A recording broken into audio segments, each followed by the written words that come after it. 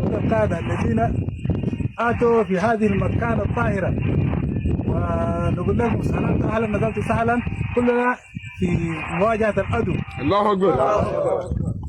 وأنا سيد الشغل اللي بقى في الجنينة كحركة تحرير السودان، ما ولا جندي ولا جيش ما مجال يتكلم في الجنينة. شغل تم في الجنينة، شغل ده حمل المخابرة، وما بيمثلنا احنا كقوة حركة تحرير السودان، ما بيمثلنا أي تمثيل إنه ولا بشعر من شعر حركة تحرير السودان. الله أكبر. كل الرفاق موجودين في مواقعهم، وعلينا مستعدين استعداد تام. الليلة قبل بكرة كايد أمنيات كان أدانا تعليمات علينا هسي نبيت فيه عند فوق أو الله أكبر. الله أكبر. مين جنانا قدام زي ما قال قائد من أركم الناس جوا خالد، أنا جوا خالد. الله أكبر. ما إننا رجع ورا.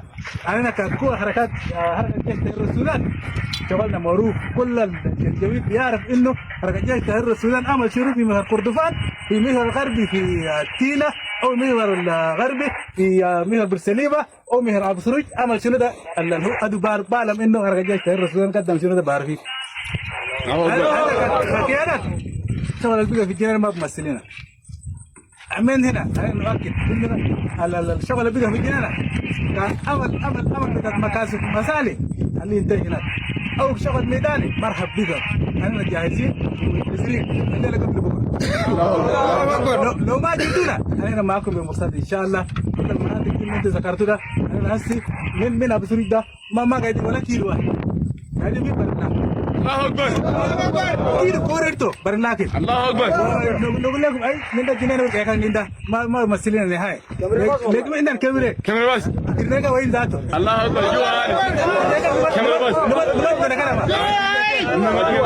من أركب الله بالجوا هذا قلتني. أنا ويا مبني. الله